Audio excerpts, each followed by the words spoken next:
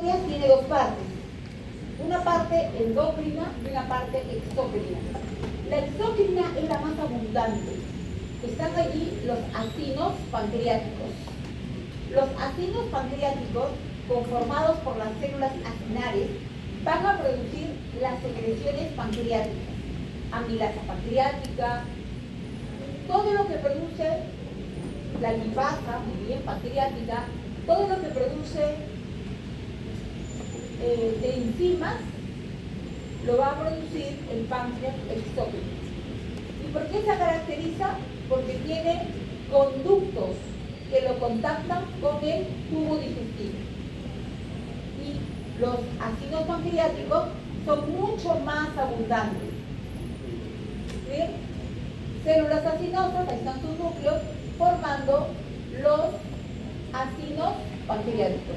Me hace recordar a las células tiroideas o tirocitos que forman el folículo, pero no tiene pues la tremenda cavidad, ¿no?, del folículo tiroideo. Entre acinos, miren, entre acinos y acinos tenemos a los islotes de Langerhans. ¿Por qué se les llama islotes? Porque aparecen, están en poca cantidad en relación a los acinos pancreáticos. El primero en identificarlo fue Laguesse. El primero en identificarlo fue Laguesse. ¿Listo? Ahí dice, la existencia en el páncreas fue reconocida por Langerhans. Estas células fueron estudiadas en el páncreas humano por Laguesse, quien, por su disposición agrupada, le dio el nombre de islotes y decidió colocarse el nombre de quien primero lo vio, no en humanos, porque no lo estudió en humanos, pero decidió, dado que fue el primero en verlo, colocarle el nombre de Langerhans. Es así que los islotes de Langerhans constituyen el páncreas endocrino, porque van a producir hormonas, insulina, glucagón y somatostatina. ¿Producen otras hormonas? Sí, pero no hay necesidad de mencionarlas, como el PP, el polipéptido pancreático. No hay necesidad. Basta con que se aprendan la insulina, el glucagón y la somatostatina. ¿Hasta aquí se va entendiendo? Sí.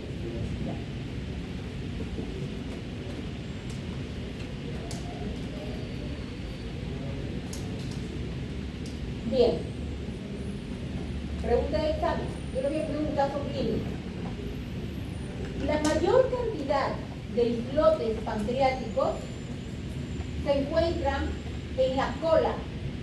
Recuerden que el páncreas tiene 3 porciones: cabeza, cuerpo y cola. La mayor cantidad de islotes están en la cola. Si yo tengo un tumor benigno y me sacan la cabeza del páncreas, ¿haré diabetes? No, bien. Si me sacan totalmente el páncreas o me sacan la cola porque encontraron un tumor, ¿tendré mayor predisposición a hacer diabetes? Sí, y a usar insulina. ¿Por qué? Porque el órgano que producía la insulina, la parte que producía la insulina, ya no existe. ¿Cómo se llaman las células de estos islotes de Langerhans que producen insulina? Células beta. Las que producen glucagón, alfa. Y la somatostatina, delta. Recuerden que la somatostatina no es amiga de nadie. Acuérdense de eso. La somatostatina no es amiga de nadie. ¿Listo? Tienen que recordar eso. Bien, acá pueden observar. No le puedo poner puntero, pero aquí se ve. Acá pueden observar, chicos, entre ácidos pancreáticos, vamos a contarlos, ¿ya? 1, 2, 3, 4, 5, 6, 7, 8 ácidos pancreáticos y encontramos un islote de Langer.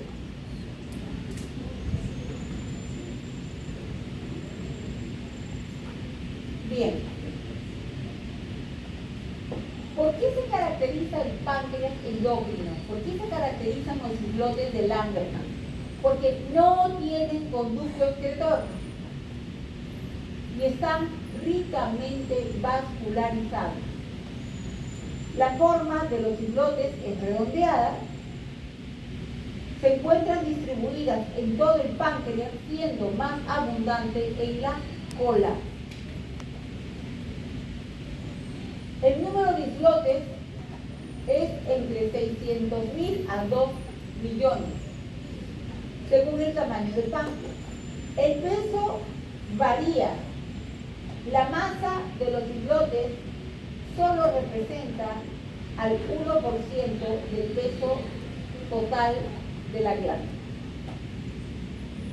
Habrán más acinos pancreáticos productores de jugos pancreáticos que tienen los conductos que salen hacia el tubo digestivo que islotes de Langerhans.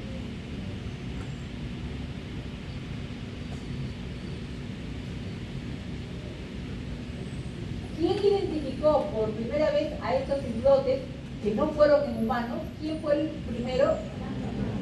Langerhans. Posteriormente en humanos, ¿quién los identificó?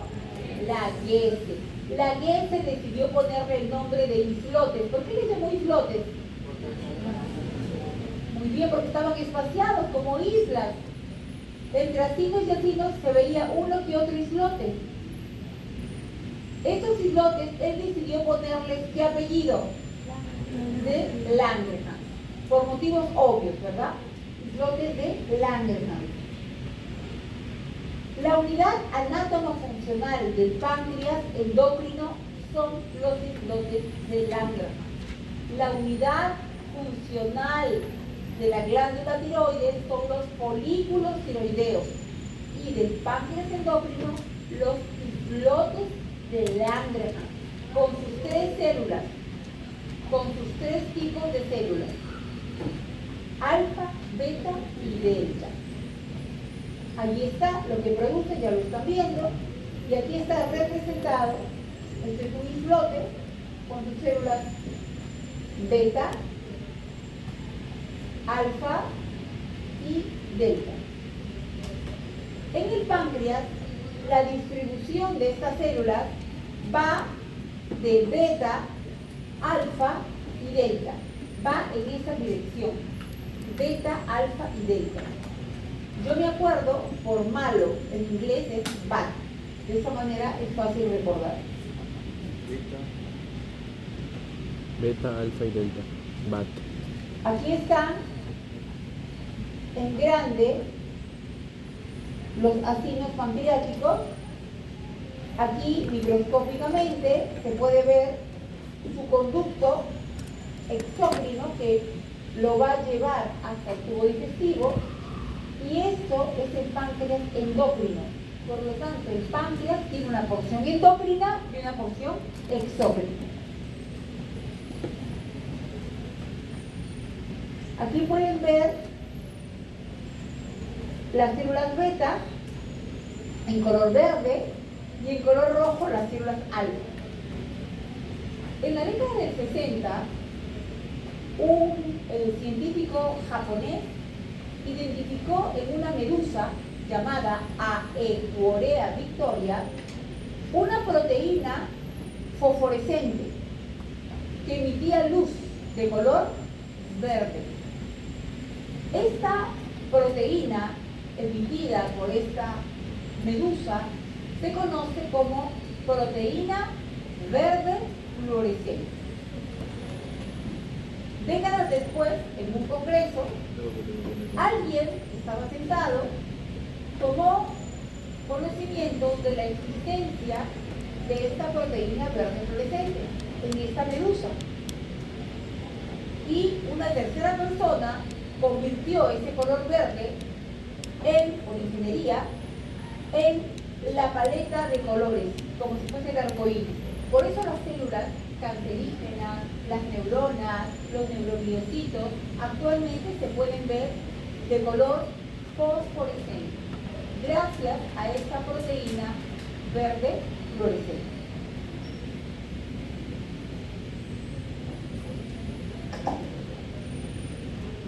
Recuerden que nuestras células al microscopio no se ven, no tienen color, excepto el glóbulo rojo. Por lo tanto, requieren tinción. Los islotes tienen una fina red vascular, están dotados de un sistema venoso tipo portal y la distribución va desde beta hacia alfa y delta. Están inervados por el sistema nervioso autónomo, es decir, fibras simpáticas y parasimpáticas. Y tienen una comunicación paracrina. Por ejemplo, la somatostatina inhibe la secreción de insulina, inhibe la secreción de glucagón. Por lo tanto, esta somatostatina tiene, esta hormona somatostatina producida por las células delta, tiene receptores en las células beta y tiene receptores en las células alfa. Esto se llama comunicación paracrina, al costado de. ¿Recuerdan quién tenía la comunicación autocrina? ¿Quién se acuerda? Muy bien, la glándula tiroides. Cuando hay suficiente producción de hormonas tiroideas, ya no deja ingresar el sustrato yodo en forma de yoduro. Ese efecto, ese mecanismo es el de Wolff-Chaikoff. Bien, seguimos.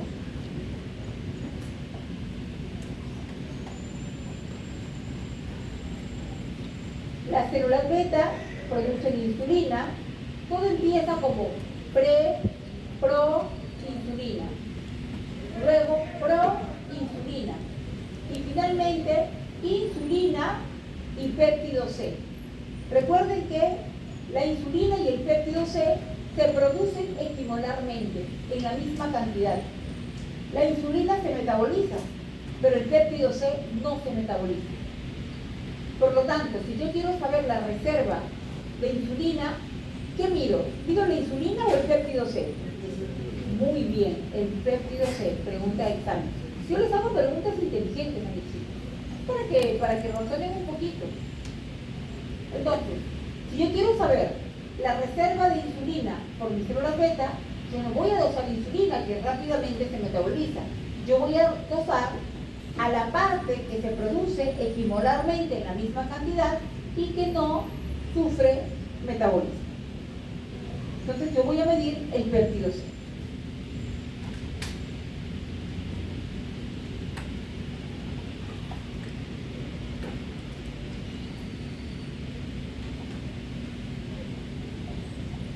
La síntesis de insulina ocurre en el Golgi. Recuerden que es una hormona esteroidea o no esteroidea. El coro me deberían responder. No esteroidea. Ya saben que las únicas esteroideas se producen en la corteza suprarrenal. ¿Listo? Muy bien. Entonces, la insulina, una vez producida, se va a quedar en unos gránulos. Por la acción de enzimas proteolíticas, la proinsulina genera cantidades iguales de insulina y de péptido C. Se requiere la producción de zinc, ¿sabían eso? El zinc no solamente interviene en el crecimiento de los niños, en que tengamos buen olfato, buen gusto, en que tengamos defensas, sino también interviene en la producción de la insulina.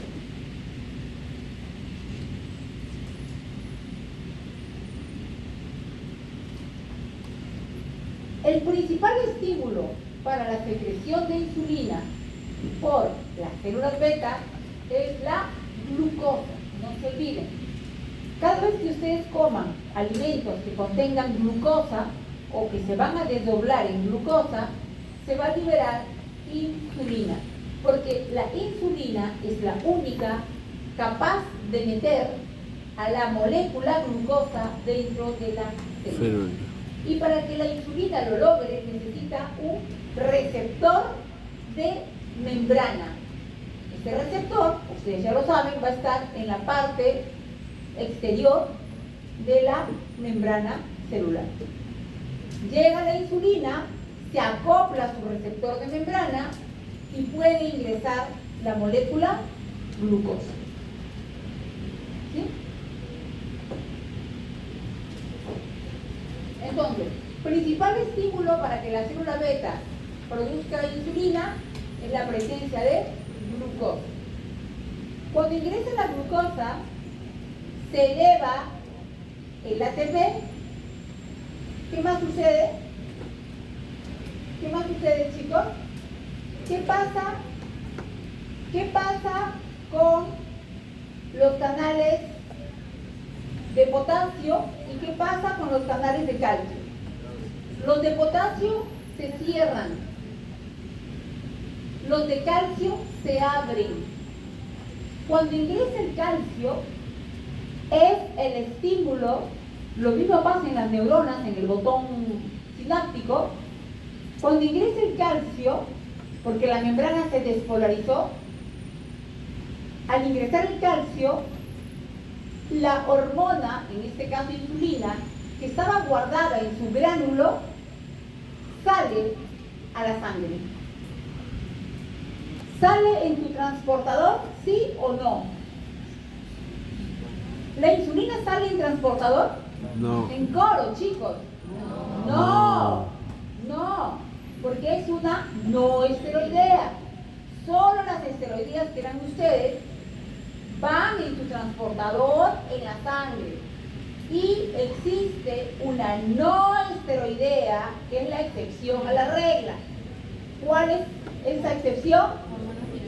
Muy bien, vamos a sacar 20. Las hormonas tiroideas, siendo no esteroideas, derivadas de aminoácidos, van en su transportador. Son una excepción a la regla. Bien, la insulina entonces es una hormona no esteroidea o peptídeo. Esta insulina va a ser liberada cuando ingresa la glucosa, se cierran los canales de potasio y se abren los canales de calcio. El calcio ingresa y la insulina es liberada. ¿Se entendió? ¿Sí?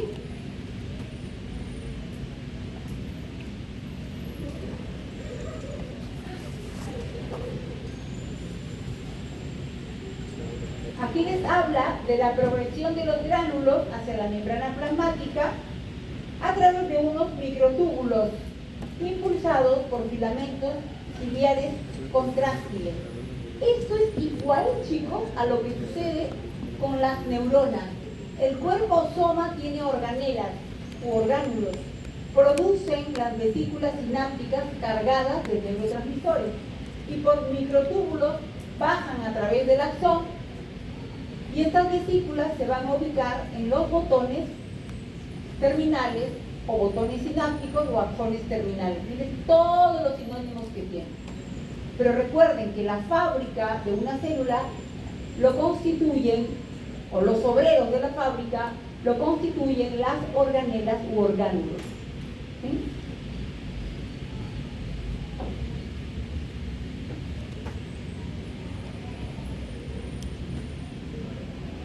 Eso ya se lo dije, la insulina es un monómero, junto al péptido C, son liberados hacia la sangre en cantidades equimolares, es decir, la misma proporción.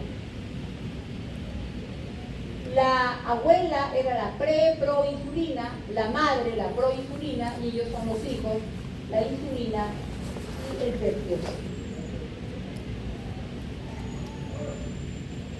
El principal estímulo para que la célula beta libere insulina es la glucosa. ¿Existen otros estímulos más caros? Sí. Aminoácidos como la arginina y la leucina.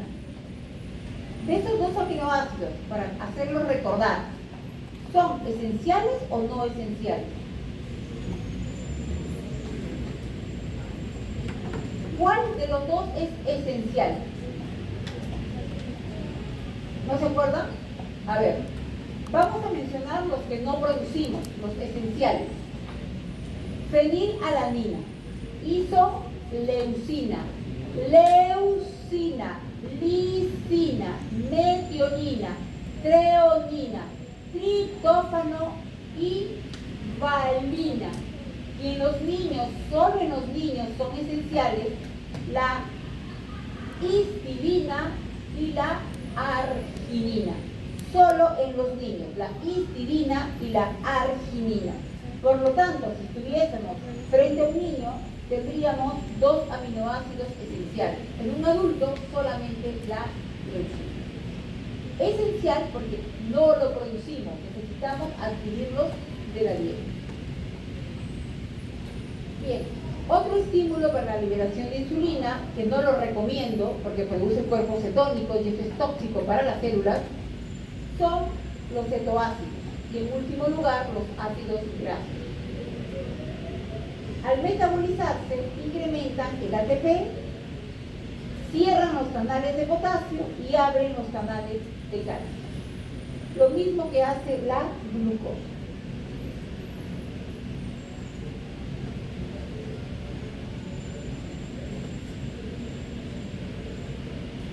A ver. Regulación de la secreción de insulina. Ustedes saben que el intestino produce unas hormonas llamadas incretinas. Hay muchas incretinas, siendo las más conocidas, las más estudiadas, el GIP, el péptido inhibidor gástrico, y el GLP-1, el glucagon like péptido similar al glucagon tipo 1. En la actualidad, en el Perú, en el mundo, tenemos inhibidores de la enzima que degrada a esta hormona, como la sitagliptina, que se vende como Januvia, vildagliptina, que se vende como Galbus, la linagliptina y todo lo que acabe en gliptina se encargan de bloquear a la enzima, es decir, son inhibidores de la DPP4. La DPP4 o dipeptidilpeptidasa 4 es la enzima que se encarga de degradar a estas incretinas, que tienen un tiempo de vida media muy corto, de 2 a 4 minutos si paro de contar. ¿Qué hacen estos nuevos fármacos? Inhiben a la enzima que va a destruir a estas incretinas. ¿Cuál es el tiempo de acción de estos nuevos medicamentos? 24 horas. Por eso, si ustedes toman una sitagliptina, van a tener incretinas ofertándose. ¿Qué acción tienen las incretinas? Actúan sobre las células beta para que produzcan insulina. Repito, ¿qué acción tienen las incretinas? Ejemplo, GLP-1 y GIP. Actuar sobre las células beta para que ésta secrete insulina. ¿Listo? Joven, una pregunta, ¿usted me está grabando? Ah, sí, otra. ¿Sí? Es que como no me pidió permiso. Ay, No importa. ¿puedo grabarle? Muy bien. Gracias. Si les sirve para estudiar, pero siempre pregunten a sus profesores, chicos. No creo que les digan no, pero siempre pregunten. Bien, entonces, el intestino delgado y el intestino grueso producen incretinas. Estas incretinas se encargan de la producción de insulina por las células beta. Se ha demostrado que basta con que llegue un alimento que contenga glucosa a nuestro estómago para que se liberen las incretinas. Imagínense, ni siquiera ha pasado a la primera porción del duodeno y ya las incretinas están actuando sobre el páncreas para que se produzca insulina.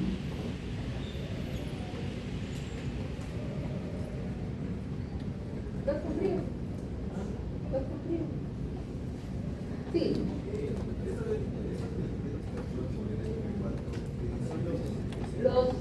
las pastillas que mencioné, los fármacos, sí.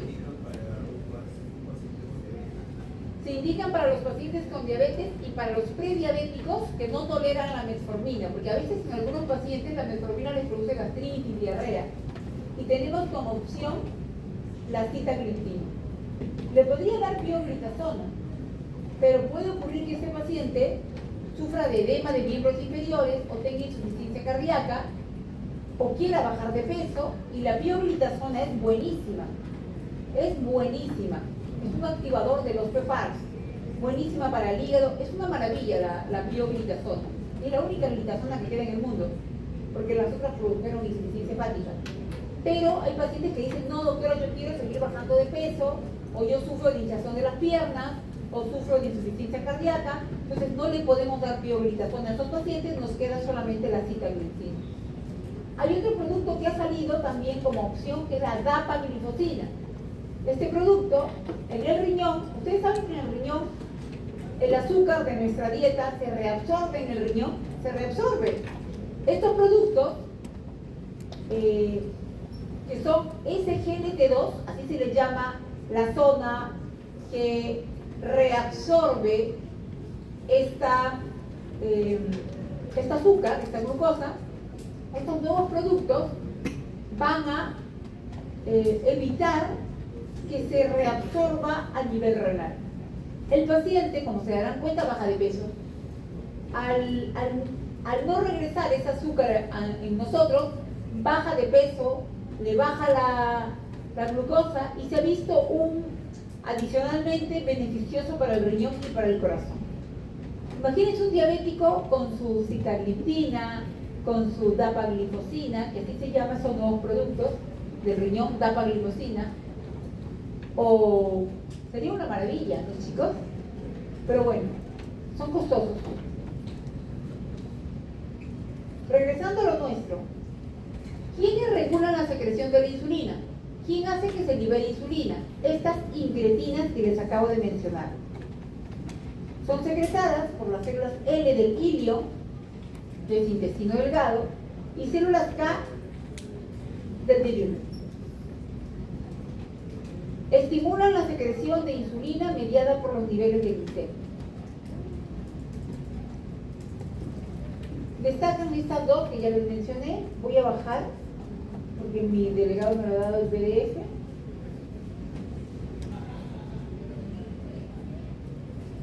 La interregulación entre glucosa e insulina es capaz de mantener los niveles de glucosa en un estrecho margen fisiológico.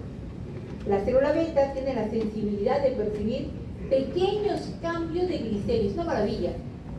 Cuando la glucosa sube, cuando la glucosa es 100 o más de 100, se libera insulina, respondiendo de inmediato con una secreción insulínica proporcional a la cantidad de glucosa ingerida. Hoy me salen endocrinólogos de esta salud, endocrinólogos diabetólogos. En condiciones normales, si existe una mayor demanda por una elevada y mantenida cantidad de glucosa, aumentará la sensibilidad en la producción de insulina. En otras palabras, a mayor consumo de glucosa, mayor liberación de insulina. Luego es capaz de estimular la replicación de las células beta. Hay una hiperplasia de las células beta. Esto ocurre en los primeros años de los pacientes que van a hacer diabetes. Esto ocurre en los primeros años. Por eso hay hiperinsulinismo, pero ya saben lo que pasa después, ¿verdad? Esas células beta llegan al 10% de su función y aparece la diabetes tipo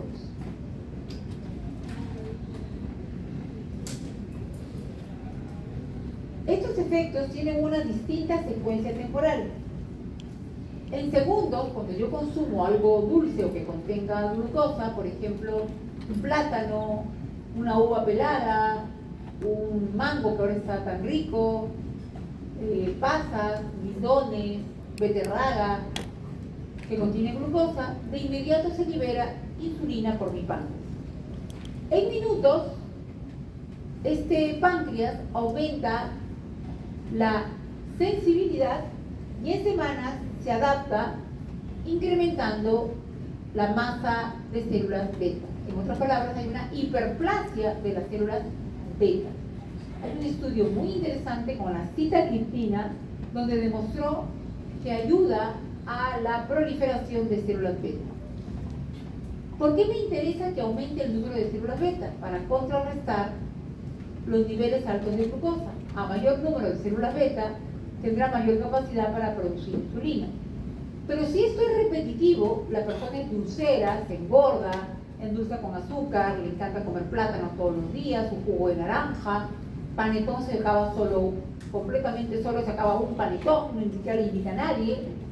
Entonces, este paciente va a terminar con este problema cronificado del incremento de la masa celular.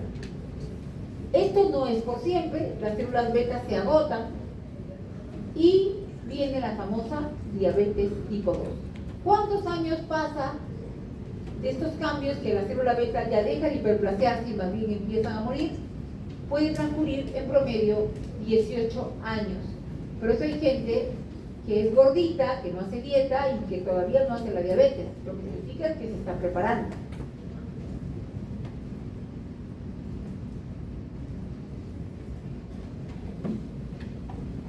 La respuesta de la insulina a secretagogos es bifásica. ¿Qué es un secretagogo? Puede ser una comida que contenga glucosa, puede ser una pastilla tipo glidiabet, glibenclamida, lo mismo, gliburide, glimepirida, gliclazida, la propia sitagliptina, pero la sitagliptina, a diferencia de las sulfonilurias tipo glimepirida o glibenclamida o gliburide, es el nombre en Estados Unidos de la glibenclamida. Esta glibenclamida o glimepirida me puede producir hipoglicemia porque es un secretagogo, o sea, está obligando a mi páncreas a producir insulina, no importando si he comido, no he comido, si estoy en ayunas, no importa. Yo tomo, ingiero glimepirida o cualquiera de estas pastillas sulfonilurias y estoy obligando a mi páncreas a producir insulina. Por eso personalmente yo no utilizo ya estos fármacos porque había una mayor predisposición a que los pacientes hagan hipoglicemia. Se prefiere ahora las gliptinas porque las gliptinas tipo la sitagliptina son drogas inteligentes que solamente van a hacer o van a actuar sobre el páncreas para que produzca insulina cuando la glucosa es igual o mayor a 100 miligramos por decilitro. A diferencia de las sulfonilurias, que actúa así el paciente tenga 40 de glucosa, 300, no importa. Va a actuar esta pastilla llamada sulfoniluria, que es la familia de las sulfonilurias, siendo la más famosa la glibenclamida. ¿Listo? Entonces, la respuesta de la insulina secretagogos es bifásica. Una fase precoz y rápida que dura unos 10 minutos y esto se debe a los gránulos que ya están allí con la insulina dentro. Ingresa el calcio y sencillamente son liberadas las moléculas de insulina. Y hay otra fase más tardía, menos intensa, pero es sostenida en el tiempo, se debe a biosíntesis de novo, es decir, a la fabricación de insulina. Se ha demostrado que esta respuesta bifásica es indispensable para obtener la homeostasis de la glucosa. Insulina lista para salir e insulina que se va a fabricar.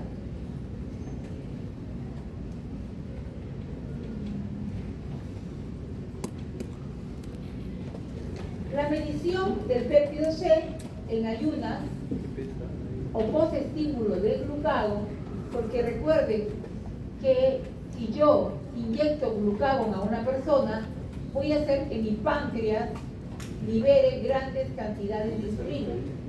El glucógeno se guarda en los músculo esquelético y en el páncreas en forma de glucógeno, que es un polímero. Vendría a ser el almidón animal. la medición del péptido C en ayunas o post-estímulo de glucagón. ¿Cómo puedo hacer yo que se libere péptido C a propósito? Inyectándome intramuscularmente una ampolla de glucagón. Porque el glucagón, vuelvo a repetir, hace que se libere la glucosa del hígado, y ya les dije que el principal estímulo para la liberación de insulina por las células beta, ¿qué cosa es? La glucosa. Entonces yo estoy forzando a mi hígado y a mis músculos a sacar toda la glucosa que tiene con la inyección de glucagón, porque el glucagón es lo que hace que salga la glucosa guardada, y al salir la glucosa, inmediatamente las células beta van a producir insulina. ¿Sí? Entonces, yo puedo forzar la situación para ver la reserva insulínica. Se libera insulina, pero ya saben que nunca se libera sola. Se libera con su hermano gemelo, el péptido C, que no se altera con el metabolismo.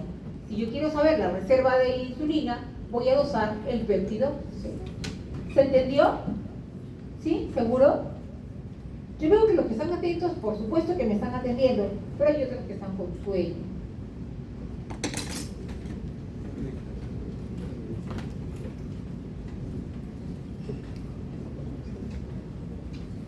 Aquí está representado, chicos, arriba y a la derecha, el receptor de insulina. Recuerden, la glucosa solo entra a la célula si la insulina lo introduce. La insulina va a introducir a la glucosa siempre y cuando el receptor celular pueda esta insulina acoplarse a su receptor celular. ¿Saben quién impide que se ponga en su receptor celular? Los ácidos grasos. Las personas gorditas guardan ácido graso en forma de triglicéridos en su barriguita. Pero cuando ese adipocito tiene 8 veces su volumen, ya no puede guardar más ácidos grasos en forma de triglicéridos y salen libremente a la sangre. Van y se colocan en el receptor de la insulina, y cuando la insulina quiere acoplarse, ya no puede. El ácido graso ya se acopló primero. ¿Se entendió? Cuanto más gordito soy, tendré más resistencia a la insulina.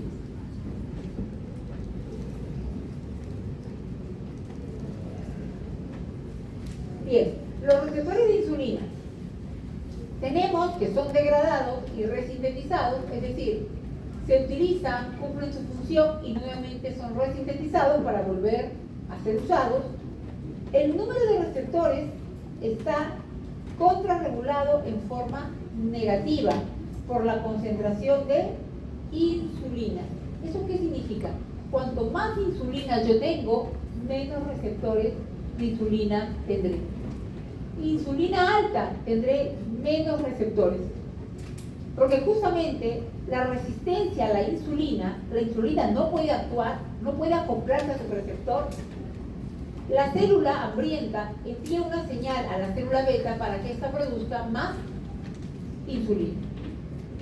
Mayor resistencia, más hiperinsulinismo. Mayor resistencia, más hiperinsulinismo. ¿Cómo se puede romper esta resistencia? Con un insulino sensibilizador llamado metformina y bajando de peso. Yo disminuyo el número de adipocitos, yo disminuyo la grasa de mi cuerpo y no hay quien me impida que mi insulina pueda actuar. ¿Me entendió? ¿Sí? ¿Sí, dime? ¿Es la única forma que existe para la resistencia a la insulina? ¿No te escucho? ¿Es la única forma que existe para la resistencia a la insulina?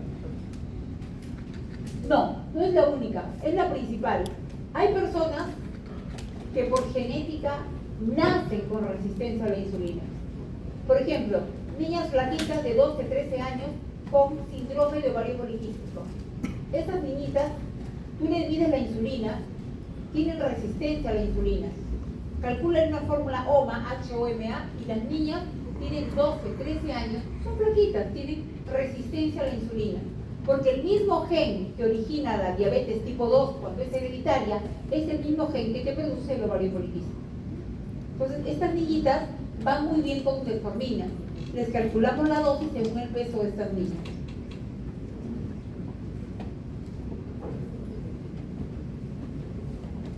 Recuerden, la cintura en el hombre debe ser menor de 90 centímetros y en la mujer menor de 80. 90 o más y 80 o más los hace predispuestos a resistencia a la insulina. Porque la grasa abdominal, así ustedes no lo vean, está dentro de las vísceras. Es importante mantener una cintura por debajo de 80 y 90 respectivamente.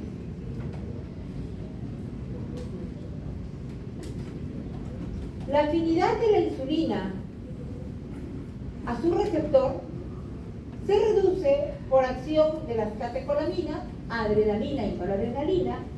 El glucagón impide la acción adecuada del receptor, es decir, del acoplamiento de la insulina a su receptor. La hormona de crecimiento produce también resistencia a la insulina. Los corticoides, ni hablar. La progesterona y el famoso lactógeno placentario. ¿Se acuerdan que les conté? Para que un bebé nazca, para que un bebé crezca los 3 últimos meses, necesita que su madre le provea de glucosa.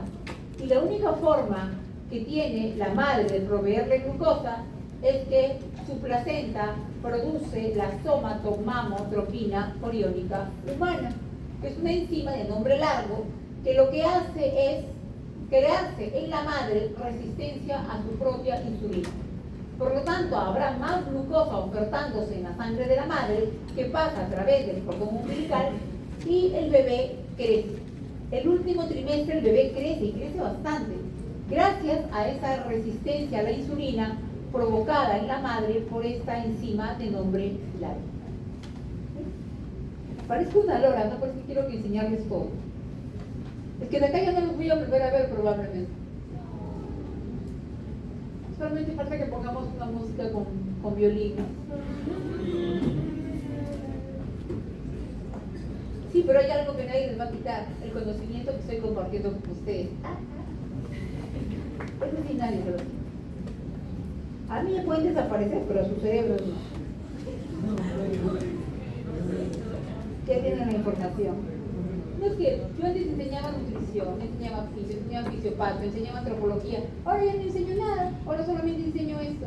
Por eso no sé si poco a poco me querrán desaparecer, pero lo único que sé es que lo que yo les enseño se los enseño de corazón. Han sido mis chicos de antro, ahora fisio, y todo está cambiando. Entonces, yo lo único que puedo dejarles es mi cariño y mis conocimientos.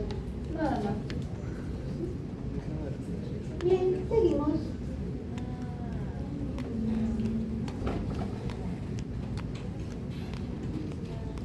Yo desde niña siempre he pensado en, cuando uno hace cambios, que tenemos que apostar, cuando hacen de buena voluntad, ¿no?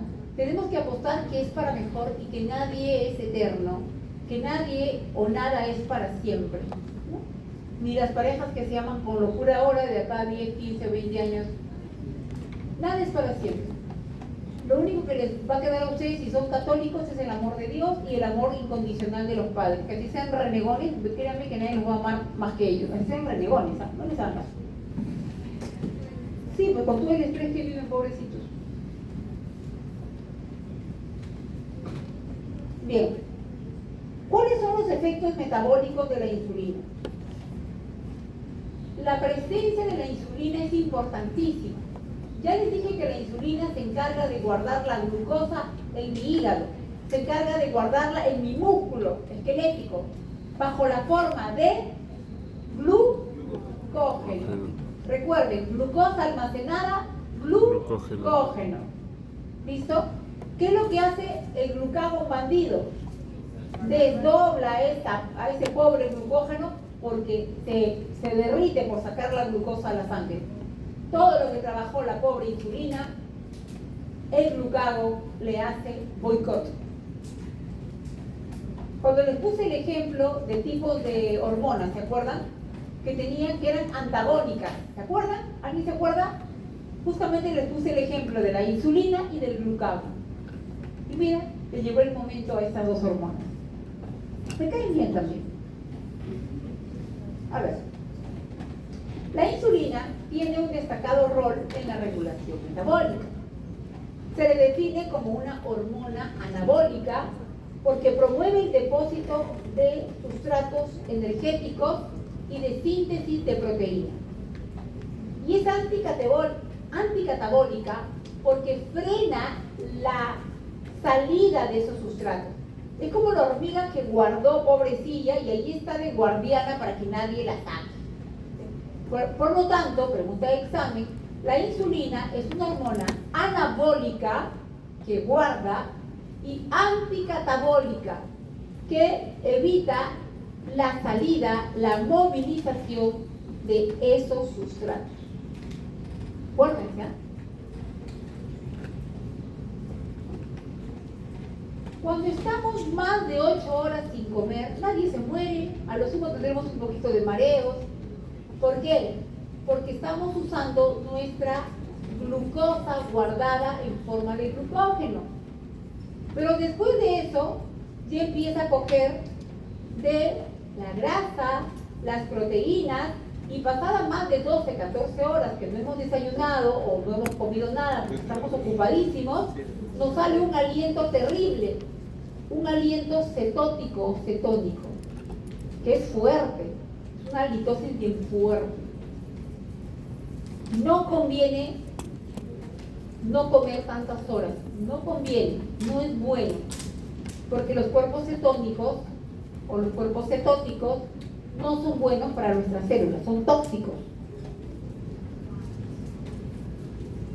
Cambio, aunque sea su platanito ahí, si que no son diabéticos, su mandarina, frutos secos, váyanse en Lince, en el mercado Lobatón, venden a buen precio, las pecanas están 14 soles, no están enteritas, pero medio picaditas, pero a la hora que lo muerden ni cuenta se dan. Y es rico, tiene el complejo B, tiene calcio, tiene zinc, es muy bueno para el cerebro, los frutos secos, buenísimo. Bien, efectos metabólicos de la insulina: disminuye la concentración de ácidos grasos, disminuye la entrada de ácidos grasos al hígado, inhibe la cetogénesis hepática, no permite que se formen cuerpos cetónicos y facilita la utilización periférica de los cetoácidos. Por eso, cuando un diabético no se aplicó su insulina, o cuando un diabético no sabe que es diabético, hay una resistencia a la insulina tal que no entra la glucosa dentro de la célula. El alimento de la célula, chicos, es la glucosa. No es el ácido graso, no son los cuerpos cetónicos, no son las proteínas. Eso no es el alimento de la glucosa, de la célula, sino la glucosa. Y la única que mete la glucosa dentro de la célula es la insulina. Entonces, si yo no tengo insulina porque soy gordito y tengo una tremenda resistencia a la insulina, o yo no sabía que era prediabética y me inyectaron corticoides de depósito en mi hombro o en mi rodilla porque tenía un dolor fuerte, recuerden, los corticoides producen resistencia a la insulina y una persona puede terminar siendo diabética.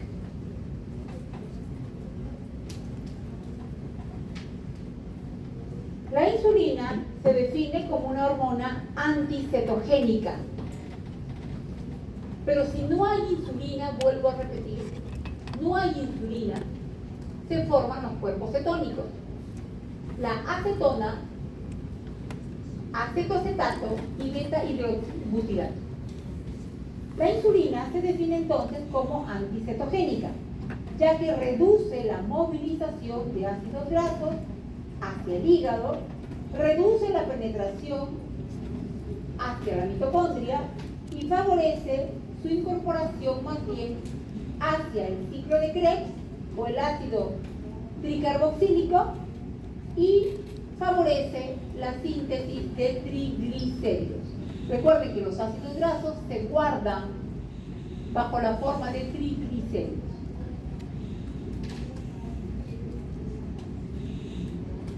A nivel proteico, aumenta la captación de aminoácidos a nivel muscular. Miren todo lo que hace la insulina, es bien trabajadora. Favorece la síntesis de proteínas, inhibe la destrucción de las proteínas, disminuye la concentración de aminoácidos ramificados, que son muy importantes para la formación de proteínas completas, reduce la degradación de las proteínas a aminoácidos y su oxidación. Hablando en términos muy sencillos, la insulina evita la destrucción, el uso de las proteínas. Anabólica, anticatabólica.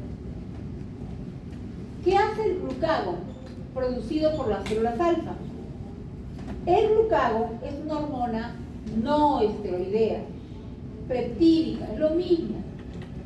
Es sintetizada por las células alfa del páncreas endocrino. Pero aquí hay un dato muy curioso.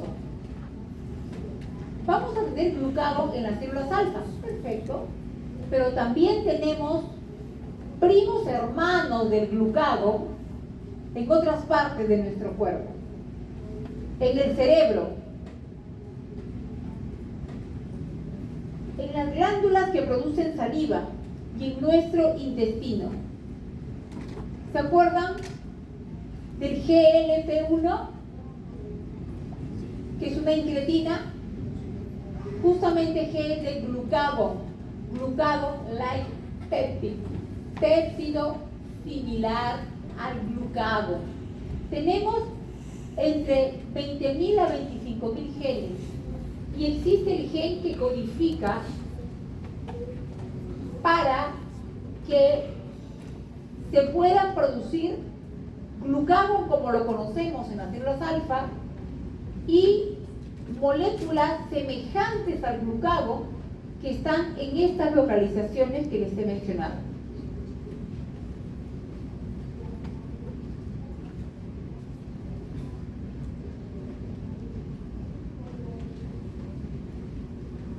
Igualmente, llego a la prohormona es capaz de liberar otros péptidos a través de un proceso de post-traducción tejido específico. Esta es otra pregunta de examen. ¿Qué significa?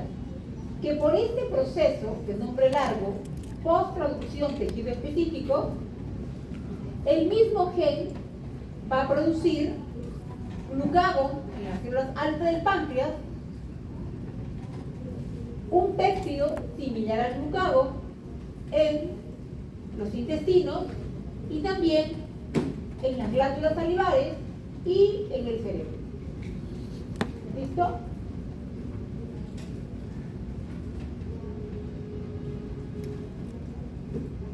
What happens?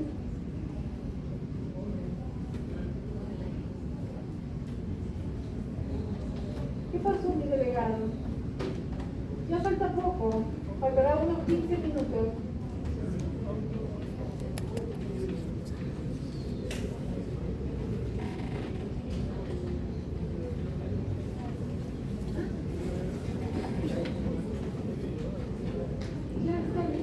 No, yo les puedo seguir contando. Puedo continuar, no se preocupen, así me explota el PowerPoint.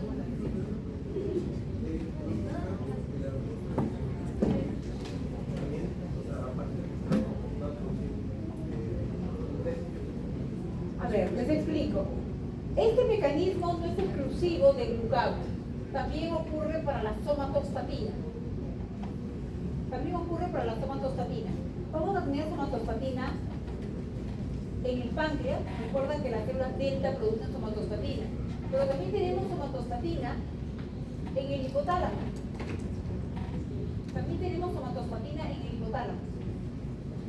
Entonces, tú dirás, ¿qué hace la somatostatina en el hipotálamo? Debería estar solamente en las células beta del páncreas, pero no es así. También está en diferentes partes del tubo digestivo. La somatostatina tiene que ver con la digestión. Todo nuestro tubo digestivo produce enzimas, produce jugos gástricos. ¿Ya está? Produce jugos gástricos. Pues tiene que haber un equilibrio. ¿Sí? ¿Lo lograste? Por lo tanto, este tipo de hormonas están en lugares estratégicos. Ahorita llegamos.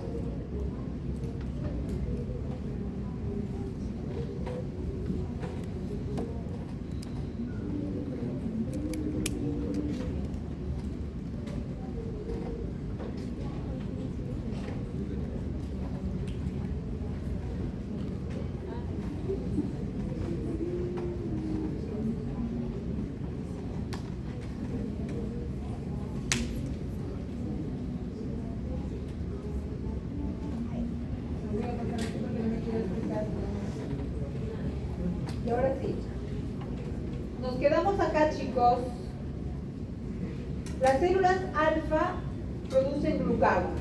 El glucagón es una hormona peptídica sintetizada por las células alfa, pero además el cerebro, las glándulas que producen saliva y el intestino sintetizan y secretan péptidos inmunológicamente relacionados con el glucagón. No son idénticos al glucagón, pero en su estructura es similar a la del glucagón.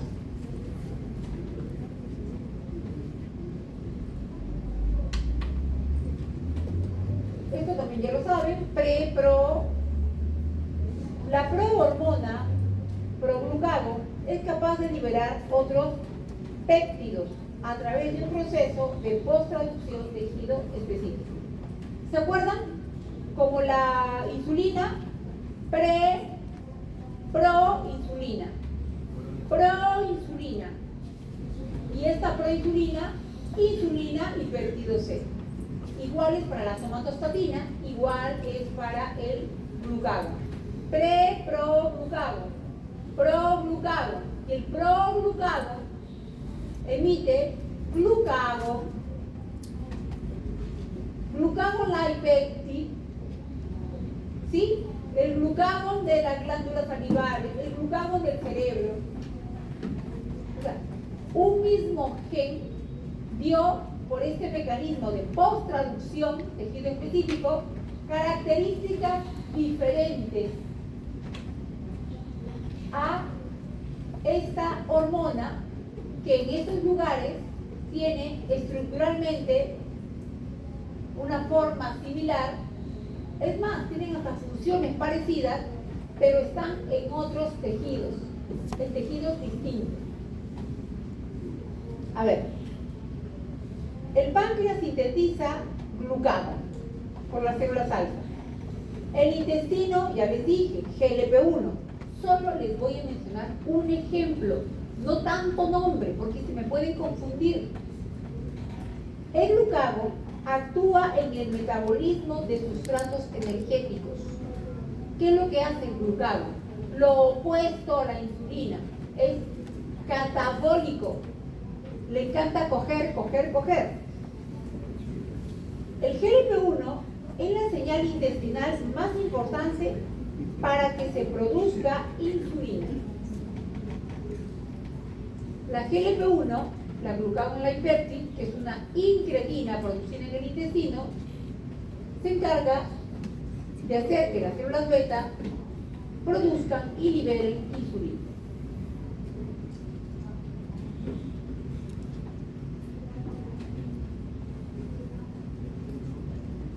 La secreción de glucagón también está interregulada por sustratos, sistema nervioso autónomo, hormonas y señales paracrinas intercelulares. La concentración de glucosa es la señal fisiológica fundamental. Niveles bajos de glucosa estimulan la liberación de glucagón. Niveles altos de glucosa inhiben la secreción de glucagón. Existe una homeostasis, un equilibrio entre la insulina y el glucagón. Si mi glucosa está baja, inmediatamente mi célula alfa liberará glucagón para sacar la glucosa del hígado y del músculo y pueden subir mis niveles de glucosa. ¿Sí? Chicos, Cuando una persona que usa insulina o toma pastillas para la diabetes, está con diarrea, no come y sigue tomando su pastilla, sigue aplicándose la insulina, puede hacer hipoglicemia. Y no se muere, gracias a Dios, porque las células alfa liberan glucagón. El principal estímulo para que el glucagón se libere es una glucosa por debajo de 60. Si mi glucosa está por debajo de 60, se va a liberar glucagón para poder subir los niveles de glucosa, sacando esta del músculo y del hígado.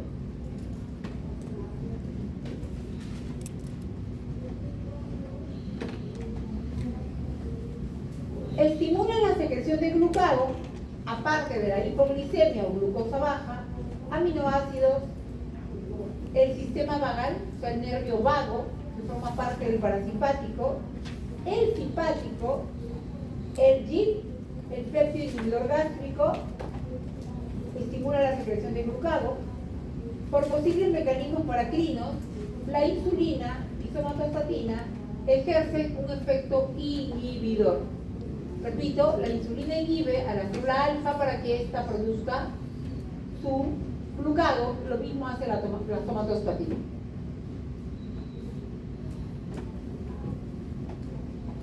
El glucagón es una hormona catabólica, gasta todo, moviliza todo, por lo tanto estimula la neoglucogenia, la glucogenólisis.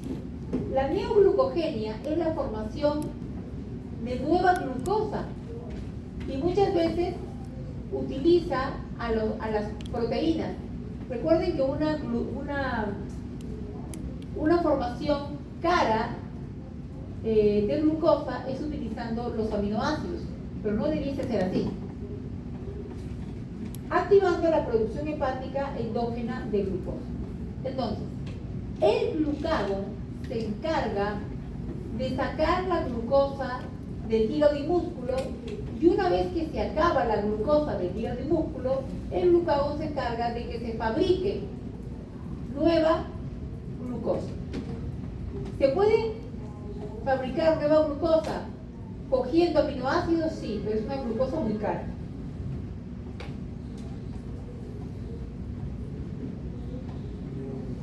¿Qué hace el glucagón a nivel del músculo? Favorece la degradación de proteínas a aminoácidos. Su salida de estos aminoácidos que salieron del músculo se van hacia el hígado. Y su posterior transformación a glucosa, neoglucogenia. Ya les dije, ¿pueden fabricar glucosa a partir de aminoácidos? Sí, pero es carísimo. Claro, ante situaciones, en lugar de que se muera el individuo, obviamente las células alfa, en este caso, salvarían a la persona, porque están forzando a sacar la glucosa del hígado y músculo y a fabricar nueva glucosa. Por eso es que cuando una persona no se pierde, ¿han visto esas películas? Las encuentran pero delgadísimas, no murió esa persona, porque utilizó al tejido muscular para fabricar glucosa, porque la glucosa es lo único que alimenta a las células.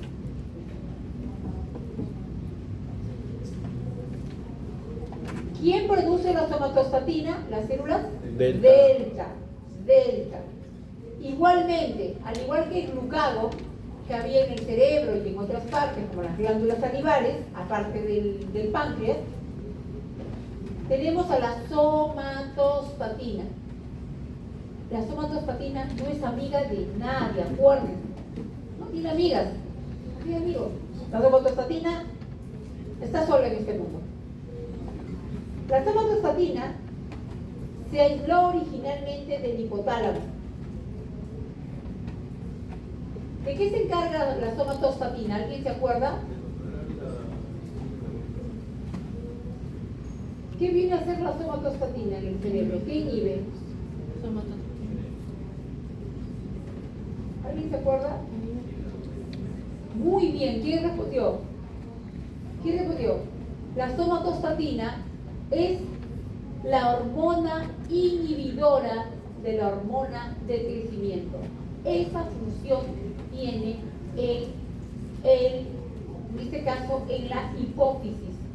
Esta somatostatina es producida en el hipotálamo, tiene receptores en la hipófisis, inhibe la secreción de la hormona de crecimiento. Recuerden, la somatostatina inhibe todo, seca todo. Acuérdense de eso, la somatostatina está en lugares donde seca las secreciones, hace que no se produzcan hormonas, es inhibitoria por excelencia. Ya vamos a acabar, chicos, presten atención. La somatostatina se aisló primeramente del hipotálamo. Está distribuida en neuronas del sistema nervioso central, intestino, repito, intestino. Cuando uno tiene una fístula en el intestino, ¿saben qué se inyecta en el hombro subcutáneamente? La octreotida u octreotide, que es el análogo sintético de la somatostatina. Es como aplicarse la somatostatina que produce la célula delta. ¿Y qué es lo que hace con los días? Chicos, se cierra la fístula. Fístula anal no cierra con nada, somatostatina, se cierra la fístula. Eso tiene de bueno la somatostatina. La primera vez que utilicé somatostatina fue hace, y no voy a exagerar, 32 años, cuando hice mi internado.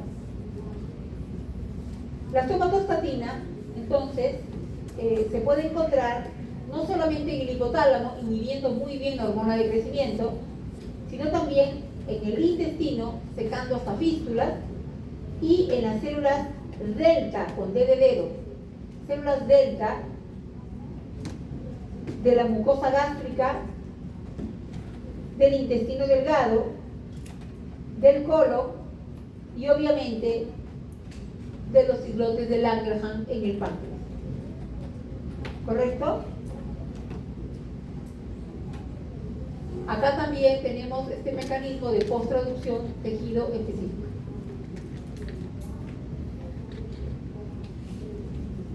Tenemos somatostatina, repito, en el sistema nervioso central, intestino, mucosa del estómago, intestino grueso y delgado, y en los islotes del ano, en el páncreas.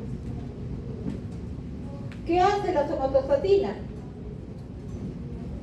Igual que el glucagón, es sometida a un proceso de posttraducción que condiciona su expresión en esos lugares que les he mencionado. Intestino delgado, intestino grueso, en el hipotálamo, en la célula delta del estómago, en la célula delta del páncreas.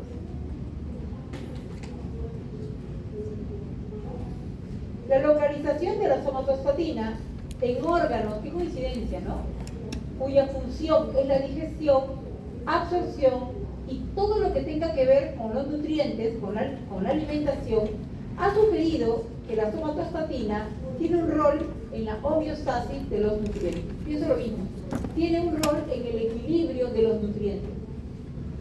Que entra, que no entra, aquí voy a bajarle la secreción de tal jugo gástrico, demasiado, yo lo bajo. Importante la presencia de la somatostatina. Igual, le da la contra todo, lo mismo pasa en la hipófisis. La somatostatina del hipotálamo se encarga de inhibir la secreción de hormona de crecimiento, si no seríamos gigantes o acromegálicos de adultos. ¿Quién regula la secreción de somatostatina? Porque ya saben, la insulina es el glucagón y el glucagón es la insulina. La glucosa estimula la secreción de somatostatina. La glucosa también estimulaba la secreción de insulina, con una relación dosis-respuesta. A mayor cantidad de glucosa, mayor cantidad de somatostatina. Igualmente estimulan su secreción los aminoácidos y los cuerpos cetónicos. ¿Cuál es la principal acción de la somatostatina? Si les tomas en tu examen. Su principal efecto es modular la absorción intestinal de los sustratos. ¿Qué hace la somatostatina en el intestino? Ustedes dirán, pues modula la absorción de los nutrientes a nivel intestinal. ¿Inhibe las funciones endócrinas? Sí, porque está peleada con la insulina y con el glucagón. Inhibe las funciones exócrinas, no deja que los ácidos pancreáticos hagan su trabajo, le seca todo, y también interviene en la función motora del tracto gastrointestinal. Por eso se dice que la somatostatina es una hormona que interviene en la absorción de los nutrientes. ¿Hasta aquí, chicos? ¿Se entendió? ¿Sí? Bien. Con esto hemos terminado. Y mañana los veo por Zoom. Les dejo un abrazo grande si no los vuelvo a ver.